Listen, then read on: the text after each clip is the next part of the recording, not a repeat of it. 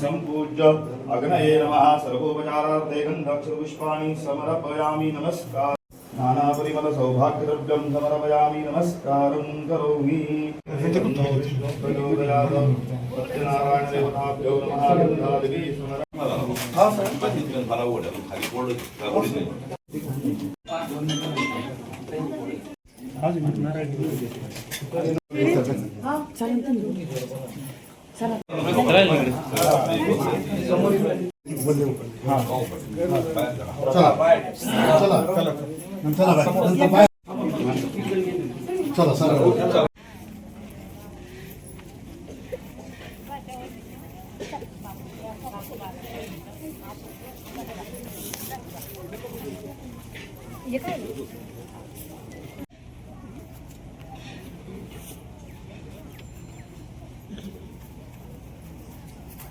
राम हरे हरे हरे कृष्ण कृष्ण कृष्ण हरे हरे। नामातयासा किंकर जेने केला हा विस्तार,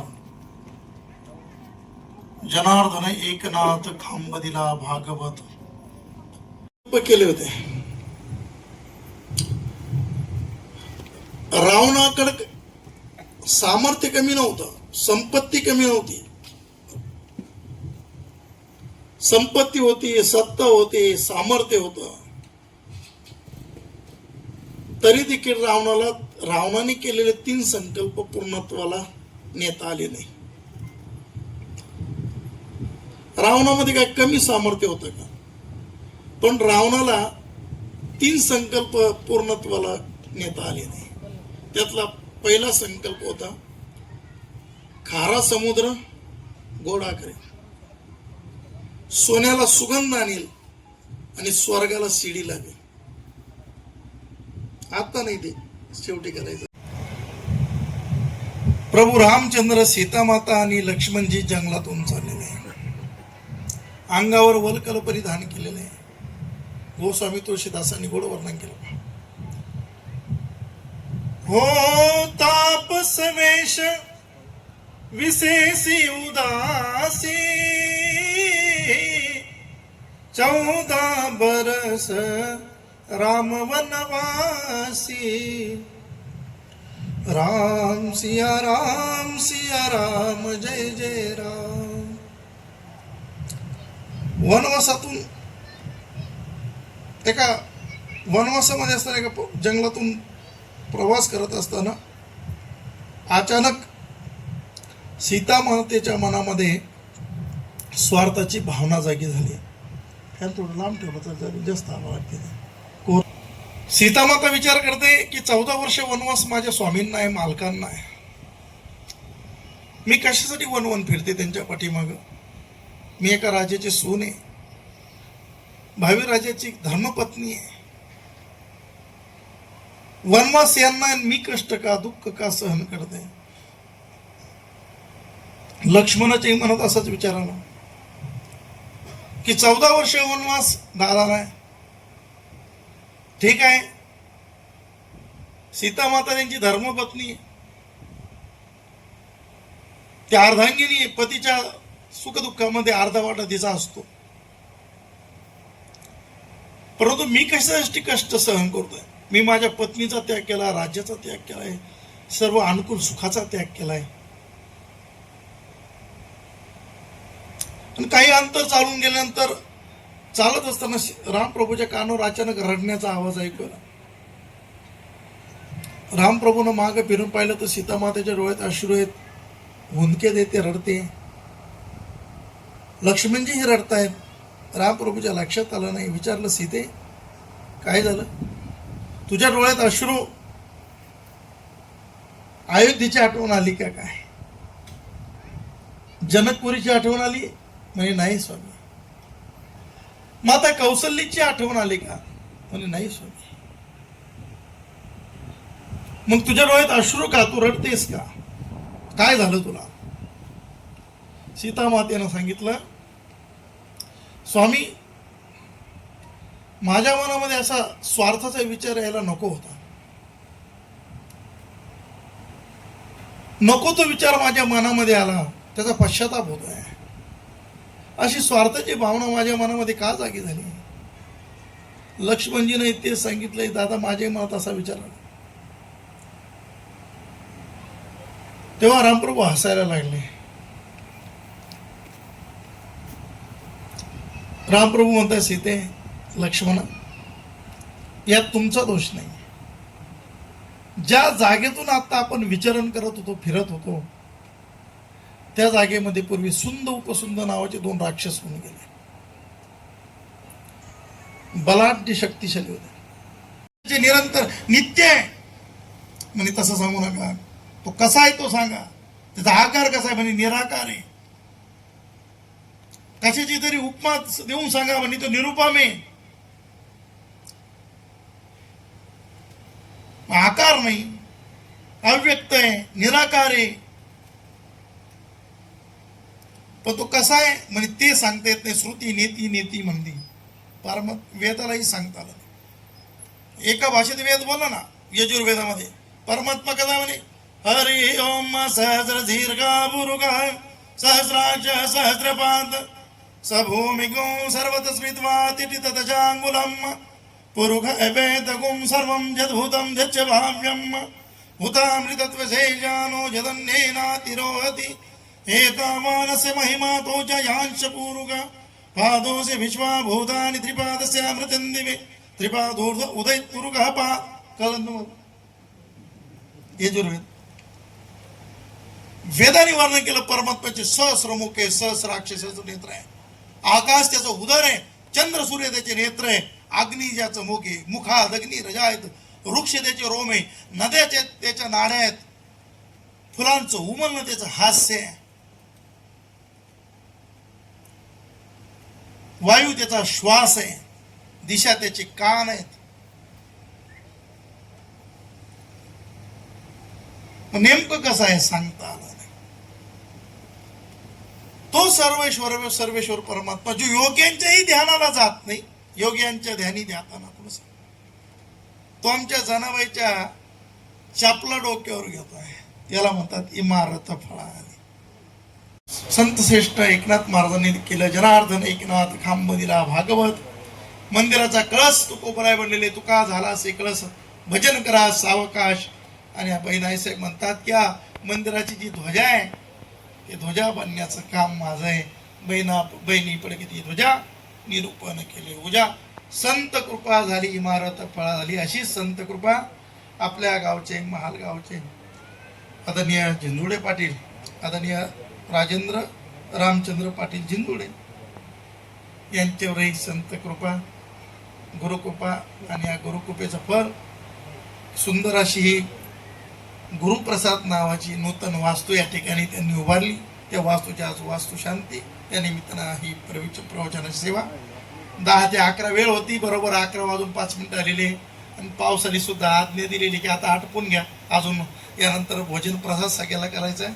या नूतन वास्तूमध्ये जिंदोडे पाटील परिवाराला सुख शांती समाधान लाभावं, उत्तम आरोग्य लाभावं, त्यांच्या हातून ईश सेवा संत सेवा सद्गुरू सेवा आईवडिलांची सेवा घडावी अशी शुभकामना व्यक्त करतो आणि आमच्या शब्दास विराम देतो. पुंडलिक वरदार विठ्ठल श्री ज्ञानदेव.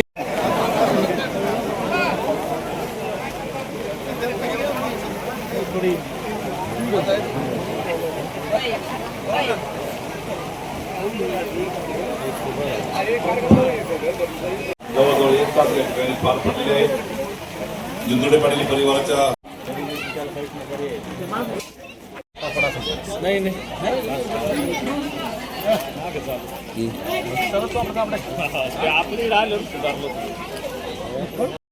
तर बघा सकाळी सकाळी मस्त असा म्हणजे 1 वाजेपर्यंत आपला घरभरणीचा कार्यक्रम पूर्ण झाला आणि पाऊस पण नाही आला, त्याच्यामुळे एकदम भारी वाटलं सगळ्यांना. आणि सगळ्यांनी महाप्रसाद घेऊन गेले सगळे पाहुणे आपले म्हणजे मळ्यातले सगळे तर एकदम भारी वाटलं बघा. म्हणजे घरभरणीचा कार्यक्रम एकदम भारी म्हणजे आता किती सांगावं तुम्हाला तेवढं कमीच राहील. इतका म्हणजे इतका आनंद घेतला आम्ही तर घरभरणीचा. तुम्ही पण ब्लॉग बघितलाच असाल की नक्की कमेंट करून सांगा आम्हाला की आजचा ब्लॉग तुम्हाला कसा वाटला. आणि खरं आजचा ब्लॉग म्हणजे लई दिवसापासून वाट बघत होतो आम्ही ह्या ब्लॉगची. जेव्हापासून आपण जेव्हा घराचं काम चालू केलं तेव्हापासून ह्या दिवसाची आम्ही खूप म्हणजे वाट बघत होतो. आणि आज तो दिवस फायनली होऊन पण गेला. बरं हे पतीला की हाती घेऊन आणि आता म्हणजे आत्यान ते राहिलेलं आहे फक्त माझ्या मम्मी ते पण गेल्या भैयान ते काल आलेले ते आणि त्याची मम्मी ते आहे अजून. तर आता वाजलेले आहेत 6 सगळे पाहुणे रावळे पण गेले आणि त्याच्यानंतर मग आता चाललेलं आहे बघा आता जेवणाची तयारी कारण की दुपारी तर आम्ही सगळ्यांनी जेवण केले पण मग आता पाऊस चालू व्हायला लागला.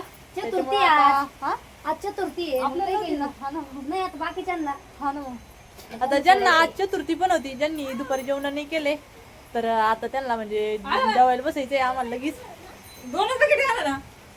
एक डाळीला आणि एक भाजीला आणि भाताला बी आणा आवर लागते काय चालतं थोडं आहे ना गरम बघ मस्त काय गरम आहे का मग काय दाबून ठेवलं तर बरं झालं आता शिकवू चल झाला बरं झालं बाई खरंच ना भारी झालं पण हा भारी झालं मग काय काही नाही थोडाफार स्वयंपाक आता उरणारच आहे ना ग. उरणारच आहे मग काय तर पाहुणं रावण सगळ्यांसोबत दिलं बरं का. हा ना मग ते भाजीचं काम ठेवलं पाऊस पण चालू झाला हा ना ऋतूच्या बकेटी घेऊन आले काय भूक लागली गुलाबजाम करून आले काय रे तुझ्या डाळी उडी राहिली काही नाही राहिलं बरं कसं येतं हा थोडाफार थोडाफार आणि सगळ्यात मी आज कसा चतुर्थी आहे सगळ्यांना चतुर्थी होता ना मग त्याच्यामुळे फराळ स्वयंपाक. काही हलून घ्या ना ते हलून घ्या ना भरपूर घट्ट आहे. लय घट्ट आहे तुझा. हा ना हा घेऊन तरी साबुदाणा ते त्याच्यामुळे दोन्ही होता सोनाली आता तरी घे बरं का दुपारी जेवण नाही केलेलं तो हा ना मग. हा चतुर्थी घडली पाहिजे घडी पाहिजे म्हणजे जेवढं काम केलेलं आहे तेवढं घी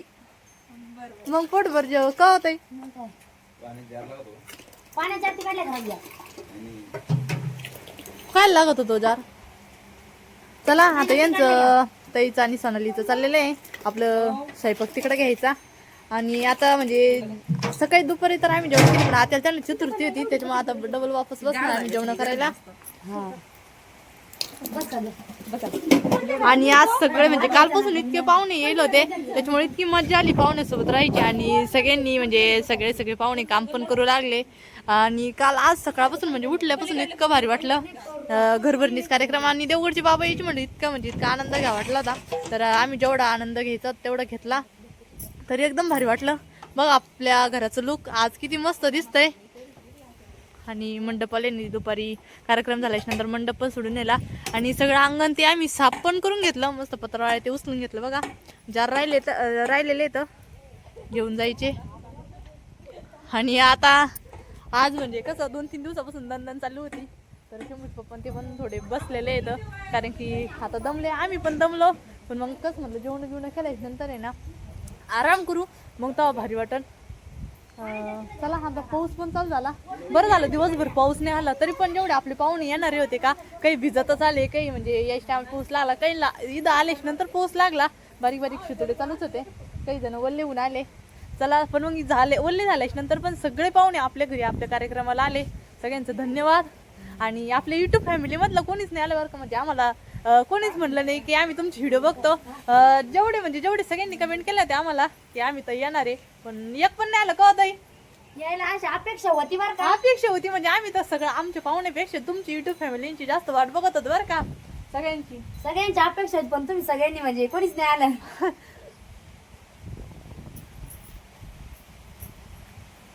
चला आता घेऊ जेवायला घरात. हा ना घेऊन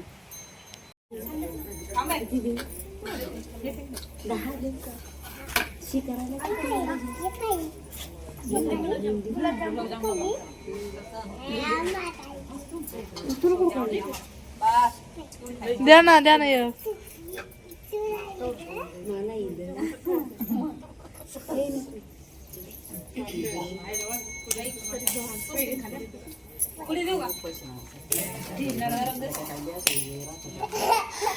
मला कसं काय चालू शंभू धोतर घातलं दाखिलच नाही शंभू इकडे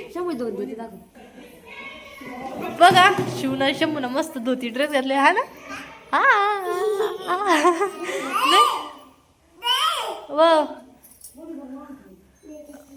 शिवचा ड्रेस शिंगीच्या हाताने आणलेला आहे बघा आणि थोडासा मोठा झाला किती भारी दिसतंय. हा त्या शिव नाही ना सुईच आहे घातलं नाही ना सुईच आहे ना.